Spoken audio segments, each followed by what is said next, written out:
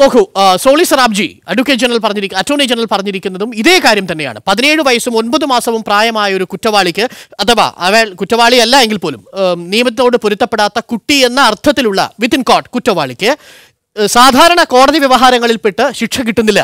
എന്നാൽ 3 മാസങ്ങൾ കൂടി അല്ലെങ്കിൽ 4 മാസങ്ങൾ കൂടി കഴിയുന്ന ഒരു വിദ്യാർത്ഥി അല്ലെങ്കിൽ ഒരു ചെറുപ്പക്കാരൻ കുറ്റകൃത്യം ചെയ്താൽ അയാൾക്ക് കിട്ടുന്നത് ഒരു വലിയ ശിക്ഷയുമാണ്. ഇതെങ്ങനെ ന്യായീകരിക്കാനാകുമെന്നാണ് ചോദിക്കുന്നത്. മൈനോറിറ്റി എന്ന് പറയുന്നത് സ്റ്റേറ്റ് അനുവദിച്ചിരിക്കുന്ന ഒരു പ്രൊട്ടക്ഷനാണ്. മാനസികമായി പക്വത വരാത്ത കുട്ടികളെ സ്റ്റേറ്റിൻ്റെ സബ്ജക്ട്സ് അത് കൂടുതൽ കെയർ ആവശ്യമുള്ള ഒരു വിഭാഗമാണ്. ആ നിലയ്ക്ക് അവർ 18 വയസ്സ് വരെ പൂർത്തിയാകുന്നവരെ കുട്ടികൾക്കുള്ള എല്ലാ അവകാശങ്ങൾക്കും അവർ അർഹരാണ്. അവർ ഇതേപോലെ കടുത്ത ശിക്ഷ നൽകി കറക്ഷൻ ഉണ്ടാകുമെന്ന് എനിക്ക് തോന്നുന്നില്ല. സുഭാഷ് ബാബു സാറൊക്കെ എന്താ പോലീസ് ഓഫീസറാണ്, അദ്ദേഹത്തിൻ്റെ അഭിപ്രായം കേൾക്കാൻ ആഗ്രഹമുണ്ട്. ഒരു കറക്ഷൻ നടത്തുക, 18 വയസ്സ് തികയാത്ത കുട്ടികൾക്ക് വളരെ ശക്തമായിട്ടുള്ള സൈക്കോളജിക്കൽ സൈക്യാട്രി ഇൻ്റർഫിയറൻസിൽ വളരെ ശക്തമായിട്ടുള്ള ഇടപെടൽ വരുത്തി അവരുടെ മാനസിക നില പഠിച്ചിട്ട് അവർ നല്ല കുട്ടികളായിട്ടല്ല നല്ല പൗരന്മാരായി നാളെ ഒരു പ്രായപൂർത്തിയാകുമ്പോൾ നല്ല വലിയ മനുഷ്യരായി വളരുന്ന ഒരു സമൂഹമാണ് നമ്മൾ സ്വപ്നം കാണേണ്ടത്. ഇതേ മാനസാന്തരത്തിനുള്ള സാധ്യത 17 വയസ്സുകാരനിൽ മാത്രമേ ഉള്ളൂ, 19 വയസ്സുകാരനിലില്ലേ, 18 വയസ്സുകാരനിലില്ലേ? പിന്നെ അവനിൽ എന്തിനു മാറ്റി നിർത്തണം? ഇതാണെങ്കിൽ അവനും സ്വാഭാവികമായി നൽകിക്കൂടെ? തീർച്ചയായിട്ടും നമുക്കറിയാമല്ലോ, നമ്മുടെ മുമ്പിലുണ്ട് ഡൽഹി തിഹാർ ജയിലിലൊക്കെ IPS ഓഫീസർ കിരൺ ബേദിയുടെ പരീക്ഷണങ്ങൾ. അതായത് മാനസിക പരിവർത്തനം നടത്താൻ വേണ്ടിയിട്ടുള്ള പരീക്ഷണങ്ങൾ. പക്ഷെ നമ്മുടെ ഇവിടെ നിലവിലുള്ള വ്യവസ്ഥിതിയിൽ നമ്മുടെ ഈ വ്യവസ്ഥിതിക്ക് അത് പറ്റുന്നില്ല. അത് ചെയ്യാൻ പറ്റുമെങ്കിൽ ഏറ്റവും നല്ലത് 17 വയസ്സും 11 മാസവും 28 ദിവസവും പ്രായപൂർത്തിയായ ഒരു കുട്ടി ചെയ്യുന്ന കുറ്റകൃത്യത്തെ ജുവനൈൽ ജസ്റ്റിസ് ആക്ടിന്റെ പരിധിയിൽ 3 വർഷത്തെ നിരീക്ഷണാലയത്തിലെ കറക്റ്റീവ് മെഷർ നയിച്ച് അവനെ ഫ്രീ ആക്കാം. എന്നാൽ ഒരു ദിവസം കൂടി കഴിഞ്ഞാണ് അവന്റെ പ്രായമെങ്കിൽ അവനെ ഒരുപക്ഷെ വധശിക്ഷയ്ക്ക് വരെ വിധിച്ചേക്കാവുന്ന രീതിയിലുള്ള കുറ്റകൃത്യമായത് കണക്കാക്കാൻ സാധിക്കും. ഇതിലെവിടെയോ ഒരു പൊരുത്തക്കേടില്ലേ? ആ പൊരുത്തക്കേട് നമ്മൾ അന്വേഷിക്കുന്നത് എവിടെ, ഏതു പ്രായത്തിൽ, ഏതു ഘട്ടത്തിലാണ് ഇത്തരം മാനസാന്തരം സാധ്യമാക്കാൻ കഴിയുക? ആ മാനസാന്തരത്തിനുള്ള സാധ്യത ഏതു പ്രായം കൊണ്ട് അവസാനിക്കും, അഥവാ അത് അവസാനിക്കുന്നില്ലേ? അങ്ങനെയാണെങ്കിൽ ഈ 2 തരത്തിലുള്ള നിയമങ്ങൾ, 16 വയസ്സിന് ശേഷമുള്ള കുട്ടികൾക്ക് കിട്ടുന്ന 2 തരത്തിലുള്ള നീതി, 2 തരത്തിലുള്ള ശിക്ഷയെ നമ്മൾ എങ്ങനെ ന്യായീകരിക്കും? കുട്ടികൾക്ക് മാതൃകയാകേണ്ട ഒരാളും കുട്ടികൾക്ക് മാതൃകയാകാത്ത ഒരു സാഹചര്യത്തിൽ എങ്ങനെ നമ്മൾക്ക് ഈ കുട്ടികളെ കുറ്റകൃത്യങ്ങളിൽ നിന്ന് അകറ്റി നിർത്താൻ കഴിയും? നിലവിലുള്ള സാഹചര്യം മാറാതെ ഈ പഴയ നിയമത്തിൻ്റെ മാത്രം പിന്തുടർച്ചയായിട്ട് ഈ നിയമം വരുന്നതുകൊണ്ട് ആണ് ഇതിനകത്ത് പ്രശ്നം ഉണ്ടാകുന്നത്. സമൂഹം മാറുന്നതിനനുസരിച്ച് നമ്മുടെ ഇവിടുത്തെ നിയമം മാറേണ്ടതുണ്ടെന്ന് തന്നെയാണ് എനിക്ക് പറയാനുള്ളത്. അതായത് പ്രായം കുറയ്ക്കുക, അതല്ലെങ്കിൽ 16 വയസ്സിന് ശേഷം കുട്ടിയുടെ മാനസികാവസ്ഥ മെച്യൂരിറ്റിയാണ് കണക്കിലെടുക്കേണ്ടത് ശിക്ഷയ്ക്ക്. പ്രായം മാത്രമല്ല, 16 പോലുമല്ല, കുട്ടി ചെയ്യുന്ന കുറ്റകൃത്യത്തിന്റെ സാമൂഹ്യ പ്രാധാന്യം എടുത്തുകൊണ്ട്. അഡ്വക്കേറ്റ് അറിയേണ്ടത് 3 പ്രധാനപ്പെട്ട കാര്യങ്ങൾ. 1, ചെയ്യുന്ന കുറ്റകൃത്യത്തിന്റെ ഗൗരവ സ്വഭാവം മനസ്സിലാക്കാൻ കുട്ടിക്ക് സാധിക്കുന്നുണ്ടോ എന്നതാണോ മനസ്സിലാക്കേണ്ടത്, അതല്ല കുട്ടിയുടെ പ്രായമാണോ മനസ്സിലാക്കേണ്ടത്? കുട്ടിയുടെ ഒരു ആറ്റിറ്റ്യൂഡ് വളരെ ഇമ്പോർട്ടൻ്റ് തന്നെയാണ്, അത് ഒരു പോയിന്റാണ്. പക്ഷേ അതിന് മുമ്പ് ഒരു കാര്യം അതിന് മുമ്പൊന്ന് പറഞ്ഞോട്ടെ. ഇപ്പോൾ താങ്കൾ പറയണ്ടായിരുന്നു 18 ഇയേഴ്സ് ബിലോ 11 മാസം 28 ദിവസം എന്ന് പറയണ്ടായിരുന്നു. നമ്മുടെ ബാക്കിയുള്ള ഇപ്പോൾ കോൺട്രാക്റ്റിൻ്റെ കാര്യത്തിലാണെങ്കിലും അതല്ലെങ്കിൽ വോട്ടിങ്ങിൻ്റെ കാര്യത്തിലാണെങ്കിലും ഇത് തന്നെയല്ലേ സിറ്റുവേഷൻ? അപ്പോൾ അതുകൊണ്ട് നമുക്ക് അങ്ങനെ ഒരു ഡിസ്ക്രിമിനേഷൻ, അത് വലിയൊരു ഇത് വരും, ഡ്രാസ്റ്റിക് ചേഞ്ച് വരുന്നു എന്നുള്ളതിനകത്ത് മറ്റൊരു സംഗതി. എന്റെ സംശയം ഇതാണ്, ഇവരിൽ ഇതേ പ്രായത്തിന് തൊട്ടുമുള്ള പ്രായത്തിന്റെ ആനുകൂല്യം, ഒരു ദിവസത്തിന് ആനുകൂല്യം കൊണ്ട് രക്ഷപ്പെടുകയാണ്. വോട്ട് ചെയ്യുന്നത് നമ്മളുടെ അവകാശം വിനിയോഗിക്കലാണ്, മറ്റത് അവകാശമല്ല. ഇപ്പം നമ്മുടെ പ്രൊബേഷൻ ഓഫ് ഒഫൻഡേഴ്സ് ആക്ടും അതുപോലെ തന്നെ ബോർഡ്സ് സ്കൂൾ ആക്ട് എന്ന് പറയുന്ന ഒരു നിയമവും നമ്മുടെ നാട്ടിൽ നിലവിലുണ്ട്. ഈ 2 നിയമപ്രകാരം 21 വയസ്സ് താഴെ പ്രായമുള്ള കുട്ടികളെ, അത് നമ്മൾ കുട്ടികളിൽ നിന്ന് തന്നെ നമ്മൾ അവരെ പറയുന്നു, ആ കുട്ടികളെ താമസിപ്പിക്കാനായിട്ട് നമ്മുടെ ബോർഡ്സ് സ്കൂൾ സിസ്റ്റം ഉണ്ട്.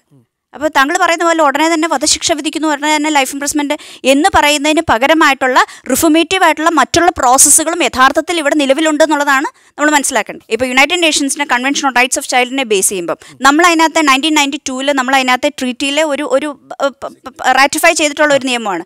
അപ്പോൾ അതിനെ ബേസ് ചെയ്തുകൊണ്ട് ആഗോളതലത്തിൽ നോക്കിക്കഴിഞ്ഞാൽ 18 ഇയേഴ്സ് തന്നെയാണ്. കാരണം വെച്ചാൽ ഇത് 1-2 പേര് ഒന്നിച്ച് വെറുതെ ഇരുന്നുണ്ടാക്കിയ ഒരു നിയമമല്ല ഇത്. ഇതെത്രമാത്രം സാധിക്കും ഈ വയസ്സ് കുറയ്ക്കുക എന്നുള്ളത്? അത് ഇന്റർനാഷണൽ ആയിട്ടുള്ള നിയമങ്ങളുടെ ലംഘനമാവില്ലേ എന്നതാണ് സംശയം.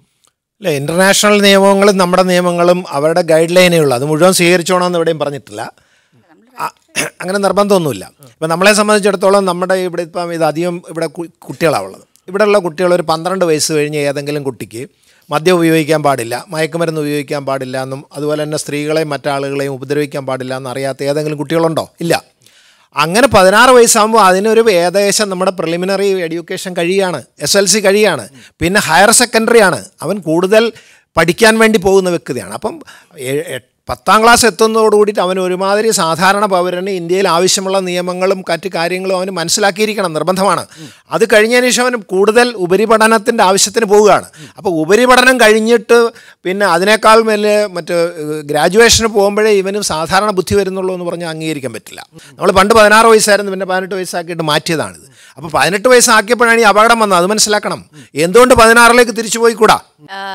16ലേക്ക് തിരിച്ചു പോവാതിരിക്കാനുള്ളത് നേരത്തെ പറഞ്ഞു, ഇവിടെ ഇരിക്കുന്ന കുട്ടികൾക്ക് അറിയില്ലേ എന്നുള്ളൊരു ചോദ്യം. പക്ഷെ ഒന്ന് മനസ്സിലാക്കണം, ഇവിടെ ഇരിക്കുന്ന കുട്ടികൾക്ക് അറിയാം. പക്ഷെ വീട്ടിൽ അച്ഛൻ ഇത് ചെയ്യുന്നുണ്ടെങ്കിൽ, അല്ലെങ്കിൽ എന്റെ സ്വന്തം സുഹൃത്ത് ഇത് ചെയ്യുന്നുണ്ടെങ്കിൽ ഞാനും ചെയ്യും എന്ന് പറയുന്ന കുട്ടികളും ഇതിനകത്ത് ഉണ്ടാവും എന്നുള്ളത് മനസ്സിലാക്കണം. ഇത് 16 വയസ്സിലേക്ക് തിരിച്ചു പോയിക്കൂടെ എന്നുള്ള നമ്മുടെ പോലീസ് ഓഫീസറുടെ, റിട്ടയർഡ് പോലീസ് ഓഫീസറുടെ വാദത്തോട് ഇനി എങ്ങനെ പ്രതിരോധിക്കും താങ്കൾ? തൃശ്ശൂരിൽ 16 വയസ്സുള്ള ഒരു പയ്യൻ, 7 years ഓൾഡ് ഒരു കുട്ടീനെ റേപ്പ് ചെയ്ത് കൊന്നൊരു സംഭവം ഉണ്ടായി. 2004 നടന്ന സംഭവമാണ്.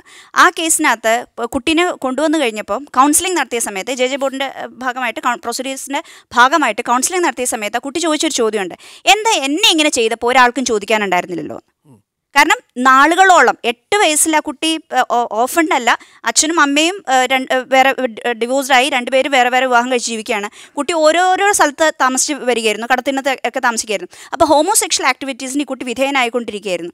അങ്ങനെയാണ് കുട്ടിക്ക് കിട്ടിയ ഒരു എക്സ്പീരിയൻസ്. ഞാൻ ഓഫൻസിനെ നിസ്സാരവൽക്കരിക്കല്ല, പക്ഷേ കുട്ടിക്ക് കിട്ടിയ ഒരു എക്സ്പീരിയൻസ് കുട്ടി മറ്റൊരു തന്നിലും നിസാര എന്ന് പറയാവുന്ന ഒരു 7 വയസ്സുകാരിയിൽ അത് പ്രയോഗിക്കുകയാണ് ചെയ്തത്. പക്ഷേ പിന്നീട് മനസ്സിലാക്കേണ്ട സംഗതി എന്താണെന്ന് വെച്ചാൽ, ഈ കുട്ടി 18 years കഴിഞ്ഞപ്പോൾ തൊട്ട് നമ്മൾ ചിൽഡ്രൻസ് ഹോമിലാണ് താമസിച്ചിരുന്നത് 18 years വരെ. ഈ താമസിച്ചിരുന്ന സമയത്ത് ഈ കുട്ടി നിരന്തരമായിട്ട് ഒത്തിരി പുസ്തകങ്ങൾ, ചിൽഡ്രൻസ് ഹോം വളരെ നല്ലൊരു ലൈബ്രറി ഉണ്ട്, ആ ലൈബ്രറിയിലെ 100 കണക്കിന് പുസ്തകങ്ങൾ വായിക്കുകയും 18 years കഴിഞ്ഞ് കുറച്ച് നാളുകൾക്കുള്ളിൽ ആ കുട്ടി സൂയിസൈഡ് ചെയ്യാനാണ് ഉണ്ടായത്. ഇവിടെയാണ് നമ്മൾ മനസ്സിലാക്കേണ്ടത്, കുട്ടികൾ ഈ ഓഫൻസ് കമ്മിറ്റ് ചെയ്യുന്നത് ആ കുട്ടിയുടെ സാഹചര്യം കാരണമാണ്. വീണ്ടും ഞാൻ ഡൽഹി കേസിലേക്ക് വരും. ഡൽഹി കേസിന്റെ പശ്ചാത്തലത്തിൽ തന്നെയാണ് അമെൻമെന്റ് പ്രപ്പോസ് ചെയ്യപ്പെട്ടിരിക്കുന്നതും നമ്മൾ നേരത്തെ സൂചിപ്പിച്ച കണക്കുകളുമെല്ലാം. ഡൽഹിയിൽ ആ പെൺകുട്ടിയെ അതിക്രൂരമായി പീഡിപ്പിക്കുക മാത്രമല്ല ആ ചെറുപ്പക്കാരൻ ചെയ്തത്, ഒരു സ്ത്രീ ശരീരത്തോട് കാട്ടാവുന്ന ഏറ്റവും വലിയ ക്രൂരമായ അനാദരവ് ആ ശരീരത്തോട് കാട്ടി. ഇത് എവിടുന്നാണ് സർ ഇങ്ങനെ ഒരു ന്യൂസ് നമുക്ക് കിട്ടിയേക്കുന്നത്? ഇത് നമ്മളുടെ ഏത് മൊഴിയിലാണ് സർ പറഞ്ഞിരിക്കുന്നത്? ഈ പറയുന്ന ജഡ്ജ്മെന്റിലെ എവിടെയാണ് സർ ഇങ്ങനെ ഈ കുട്ടിയാണ് ഇങ്ങനെ ചെയ്തത്, ഈ കുട്ടിയാണ് ഇങ്ങനെ ചെയ്തത് എന്ന് പറയുന്നത് എവിടെയെങ്കിലും കാണിച്ചു തരാൻ പറ്റുമോ? വിക്ടിമിന്റെ മൊഴിയിൽ രേഖപ്പെടുത്തിയത് ഇത് ഏറ്റവും കൂടുതൽ പീഡിപ്പിച്ചിരിക്കുന്നത് ഈ പയ്യനാണ്, ഒന്നിലധികം തവണ അങ്ങനെ ഉണ്ടോ എന്നുള്ളതാണ്. ദാറ്റ് ഇസ് എ മീഡിയ ഒരു മീഡിയ സ്റ്റോറിയാണെന്നുള്ളത് ഒന്ന് മനസ്സിലാക്കുക. സുഭാഷ് ബാബു, അങ്ങനെയാണ് പുറത്തു വന്നിരിക്കുന്ന മാധ്യമങ്ങളിൽ ഏറ്റവും കൂടുതൽ ആ സമയത്ത് വന്നിരിക്കുന്ന ചർച്ചകളും ഇതിനെ ആസ്പദമാക്കിയുള്ളതായിരുന്നു. അപ്പോൾ സ്വാഭാവികമായും അതിന്റെ അടിസ്ഥാനത്തിൽ ഇങ്ങനെയൊരു ഭേദഗതി പ്രപ്പോസ് ചെയ്യപ്പെടുമ്പോൾ അതിന്റെ സാങ്കേതികത, നിർഭയ കേസ് നടന്നതിന് ശേഷമാണ് prevention of children from sexual offences act എന്ന് പറഞ്ഞ സാധനം പ്രായോഗികമാക്കിയത്. അതിന് ശേഷമാണ്. അപ്പോൾ അതിനകത്തിലെ പ്രൊവിഷൻ എന്തിനാ വെച്ചേ? പഴയ നിയമം പോരെ, അതിനാ മാറ്റിയത്. അപ്പം കാലോചിതമായിട്ട് ഇതിന് മാറ്റങ്ങൾ, സാഹചര്യം അനുസരിച്ച് മാറ്റങ്ങൾ അനിവാര്യമാണ്. അപ്പോൾ അതുകൊണ്ട് ഈ 16 വയസ്സെന്നൊക്കെ പറഞ്ഞു കഴിഞ്ഞാൽ പഴയ മാതിരിയുള്ള ഫുഡ് ഹാബിറ്റ്സ് മാറി, അതുപോലെ തന്നെ അവർക്കുള്ള വിവരങ്ങൾ മാറി, പിന്നെ പ്രോണോഗ്രാഫി വളരെ കൂടി. ഇപ്പോഴാണ് ഏറ്റവും ചെല്ലിയത് എന്താണെന്ന് പറഞ്ഞാൽ ഈ 12 വയസ്സ് മുതൽ അല്ലെങ്കിൽ ഒരു 9 വയസ്സ് മുതൽ 18 വയസ്സ് വരെ അല്ലെങ്കിൽ 20 വയസ്സുള്ളവർ കുട്ടികളാണ് ഏറ്റവും കൂടുതൽ ഇൻഫർമേഷൻ ടെക്നോളജി ആക്ട് പ്രകാരം കുറ്റം ചെയ്യുന്നത്. 66, 67 വകുപ്പുകളിൽ പറയുന്ന ഏറ്റവും കൂടുതൽ കുറ്റം ചെയ്യുന്നത്, ദശലക്ഷക്കണക്കിന് കുറ്റം ചെയ്യുന്ന കുട്ടികളാണ്. പിന്നെ തന്നെയല്ല, ഈ നിയമത്തിലുള്ള വേറൊരു ന്യൂനത എന്താണെന്ന് പറഞ്ഞാൽ ഇയാൾ എന്ത് കുറ്റം ചെയ്താലും, ബലാത്സംഗം ചെയ്താലും, മോഷണം ചെയ്താലും, പിടിച്ചുപറി ചെയ്താലും, കൂട്ടായ്മ കവർ ചെയ്താലും, എന്ത് ചെയ്താലും ശരി, എന്താണെന്ന് പറഞ്ഞാൽ 18 വയസ്സ് കഴിഞ്ഞതിന് മുൻപ് നടക്കുന്ന ഒരു സംഭവം അവൻ്റെ ജീവിതത്തിൽ ഒരിക്കലും ബാധിക്കുന്നില്ല, അവന് ജോലിയെ ബാധിക്കുന്നില്ല, പഠിപ്പിനെ ബാധിക്കുന്നില്ല. അതുകൊണ്ട് എന്താണെന്ന് പറഞ്ഞാൽ 18 വയസ്സ് വരെ എന്ത് തോന്നിവാസവും ചെയ്താലും ഇവിടെ ഒരു പ്രശ്നമില്ല എന്നുള്ള ധാരണ ചെറുപ്പക്കാരുടെ ഇടയിൽ, പ്രത്യേകിച്ച് 18 വയസ്സുള്ള ആളുകളുടെ ഇടയിൽ എടുക്കുന്നു. അതാണ് ഇതിന് അപകടകരമായ സാഹചര്യം. വളരെ പെട്ടെന്ന് റെസ്പോൺസ് ചെയ്ത് നമ്മൾ അടുത്ത ബ്രേക്കിലേക്ക് പോകുന്നു. ഈ കുടുംബത്തിൽ നിന്ന് രക്ഷിതാക്കൾ അവരെ ആദ്യത്തെ 7 വയസ്സ് കുട്ടികളോടൊപ്പം കളിക്കുകയും അതിലൂടെ അവർക്ക് പഠിപ്പിച്ചു കൊടുക്കേണ്ടതായ ഒരു സംസ്കാരമുണ്ട്. ആരാണ് ഒരു മനുഷ്യൻ? ആ മനുഷ്യനുണ്ടായിരിക്കേണ്ട മൂല്യങ്ങൾ എന്തൊക്കെയാണ്? ധാർമ്മികമായ, സദാചാരപരമായ ഒരു മനുഷ്യൻ അറിഞ്ഞിരിക്കേണ്ട സംഗതികൾ എന്തൊക്കെയാണ്?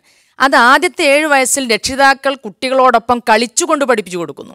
രണ്ടാമത്തെ 7 വയസ്സിൽ അവർക്ക് നന്നായിട്ട് ഉപദേശം സ്വീകരിക്കുന്ന പ്രായമാണ്. സൈക്കോളജിക്കലി നമുക്കറിയാം, മക്കളോട് സ്നേഹത്തോടെ, അത് അടിച്ചുകൊണ്ടോ അവരെ പഴിചാരിക്കൊണ്ടോ നീ അങ്ങനെയാണെന്ന് പറഞ്ഞുകൊണ്ടല്ല, അവരെ വളരെ സ്നേഹത്തോടെ കൂടി ആ പ്രായത്തിൽ രണ്ടാമത്തെ 7-ൽ അവർ ഉപദേശിച്ച് അവർക്ക് പറയേണ്ടത് സ്നേഹത്തോടെ പഠിപ്പിച്ചു കൊടുത്താൽ കുട്ടികൾ അത് ഉൾക്കൊള്ളും. മൂന്നാമത്തെ 7 നമ്മൾ പറയുന്ന ഈ അഡോളസൻ സ്റ്റേജ്. അതാണ് നമ്മുടെ വിഷയം കേന്ദ്രീകരിച്ച് നിൽക്കുന്ന പ്രായം എന്ന് പറയുന്നത്. ആ സമയത്താണ് കുട്ടികൾ എല്ലാ തരത്തിലുമുള്ള ചേഞ്ചസ് കുട്ടികളിൽ വരുന്നത്, മാനസികമായ ചേഞ്ചസ് വരുന്നത്. കുട്ടികളെയാണ് അവർക്ക് ഇഷ്ടം. നമ്മുടെ മക്കളോട് ചോദിച്ചാൽ അറിയാം, അവർ രക്ഷിതാക്കളോടല്ല കാര്യങ്ങൾ പരസ്പരം കൈമാറുന്നത്, അവരുടെ കൂട്ടുകാരോടാണ്.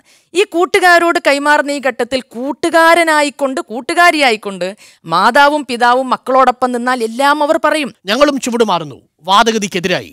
16 മുതൽ 18 വയസ്സ് വരെ പ്രായമുള്ള കുട്ടികൾക്ക് ഭരണഘടനാപരമായ അവകാശങ്ങൾ നൽകാത്ത സ്റ്റേറ്റിന്, രാഷ്ട്രത്തിന് അവനെ ഒരു ശിക്ഷയ്ക്ക് വിധിച്ചു കഴിഞ്ഞാൽ ശിക്ഷയ്ക്ക് വിധിക്കുവാനുള്ള അവകാശം എന്താണ്? അന്വേഷിക്കുന്നു കേരള സമിറ്റ്.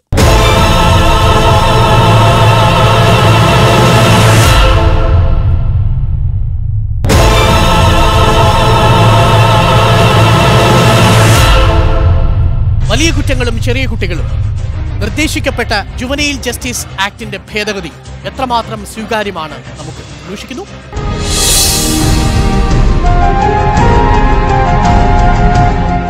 സാമൂഹിക സാഹചര്യം, ഒരു കുട്ടി മറ്റ് കൂട്ടുകാരാൽ സ്വാധീനിക്കപ്പെടാനുള്ള സാധ്യത, പിയർ പ്രഷർ, അതേസമയം തന്നെ കുറ്റകൃത്യങ്ങളെക്കുറിച്ചുള്ള അറിവില്ലായ്മ, അതിനു ലഭ്യമായേക്കാവുന്ന ശിക്ഷയെക്കുറിച്ചുള്ള വിവരമില്ലായ്മ, ഇത്തരം കാരണങ്ങളാൽ 16 വയസ്സ് മുതൽ 18 വയസ്സ് വരെയുള്ള കുട്ടികളെ മുതിർന്ന കുറ്റവാളികളെ പോലെ കണക്കാക്കാൻ പാടില്ലെന്ന് പറയുന്നത് ഞങ്ങളല്ല, പകരം national institute of mental health and neuro സയൻസും ദേശീയ നിയമ സർവകലാശാലയുമാണ്. സർക്കാരിന് സമർപ്പിച്ചിരിക്കുന്ന പ്രപ്പോസൽ പറയുന്നതാണ്. ORC, അവർ റെസ്പോൺസിബിലിറ്റി ടു ചിൽഡ്രൻ എന്ന് പറയുന്ന ഒരു സംഘടനയുടെ മാനേജിംഗ് ട്രസ്റ്റിയാണ്.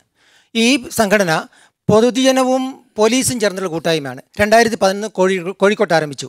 ഞങ്ങൾ ചെയ്യുന്നത് പൊതുസമൂഹത്തിലെ വീഴ്ചയാണ്, സമൂഹത്തിലെ അപജയമാണ് കുട്ടികളെ തെറ്റിലേക്ക് നയിക്കുന്നത് എന്ന കാഴ്ചപ്പാട് ആയതുകൊണ്ട് ഈ പൊതുസമൂഹത്തിൻ്റെ സഹായത്തോട് ഈ കുട്ടികൾക്ക് മെൻറ്ററിങ് കൊടുത്തുകൊണ്ട് അവരെ ബ്രിങ്ങപ്പ് ചെയ്യുക എന്നുള്ളതാണ്.